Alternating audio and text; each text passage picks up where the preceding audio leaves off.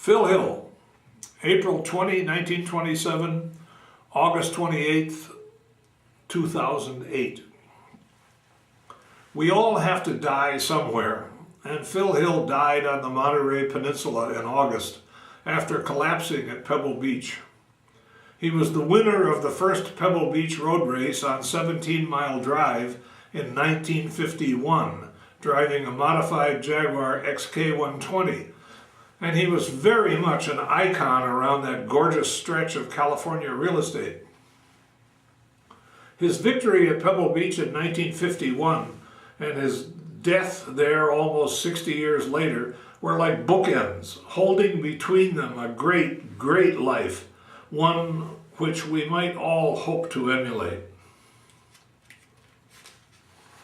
The flood of tributes to Phil Hill as our only American-born F1 world champion in 1961, and as an American racing driver who did so much to put Ferrari on the map in the United States, have seemed so reverent and so afraid to speak above a whisper that future generations may not appreciate how much fun and how funny Phil was, usually intentionally, often unintentionally, and what an endlessly entertaining conversationalist he was.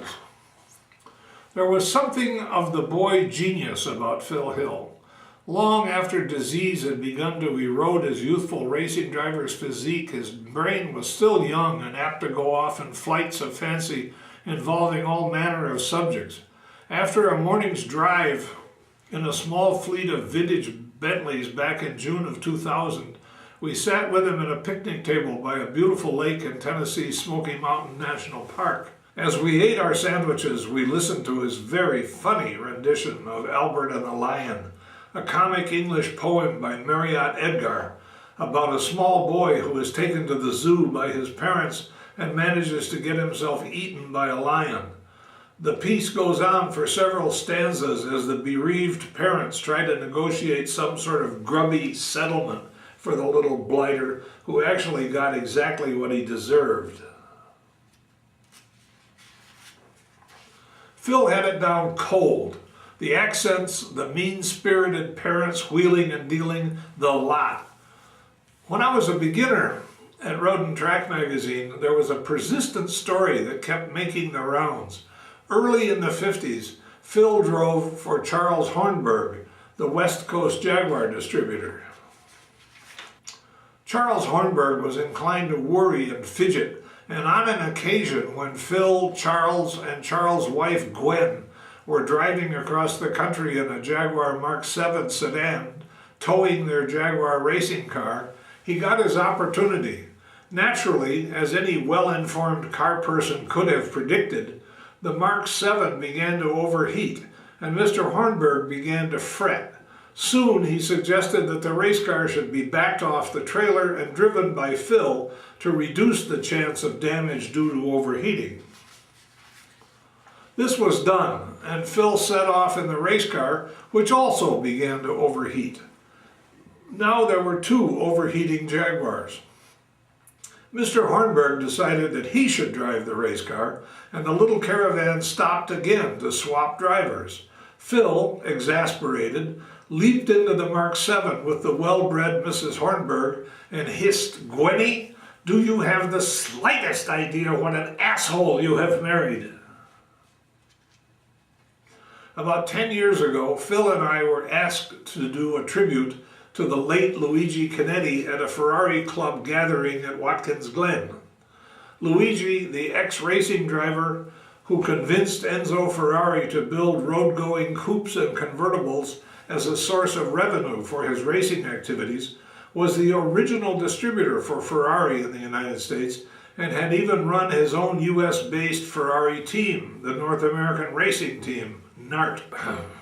He helped a number of young drivers, including Phil Hill, and I was pleased to be able to celebrate his memory in that company.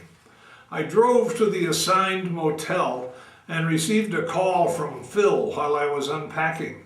"David, what are we supposed to do here?" "Well, Phil, I'd say that they want us to talk about Chinetti, and his various contributions to motorsport as a former driver and Ferrari team owner, and the guy who brought Ferrari to the United States. Phil Bart. How can I do that? How can I do a tribute to Chinetti? He was the enemy. His cars were always causing us problems on the factory team. We'd get team orders from Ferrari and we'd all be ready to rebel, and that useless Englishman Mike Parks would say, I think we should obey team orders and run the way they want us to. I'd say, what about Nart? Are the Rodriguez brothers going to run to team orders, or are they going to go absolutely as fast as they can go? And of course they'd go absolutely as fast as they could go. I ask him, why don't you tell that story? This crowd will love it. Phil, oh, I can't tell that. Me, why not? Phil, they don't want to hear stuff like that. It's boring. I don't even know what I'm doing here. Of course, when we stepped to the microphones, he was the star and his stories were brilliant. In 1963, before the Mexican Grand Prix, we spent an afternoon prowling the Mexico City antique shops. Phil was looking for old player piano rolls and I was looking for old cameras. All afternoon I lamely badgered him not to continue driving for the ill-conceived ATS racing team put together by friends of his, led by former Ferrari engineer Carlo Chitti. I feared he'd kill himself in a bad car, and I begged him to let me try to find him a suitable ride for the Indianapolis 500. This, despite the fact that I had no clout whatsoever at the Indianapolis Motor Speedway. He put up with my arguments for quite a while.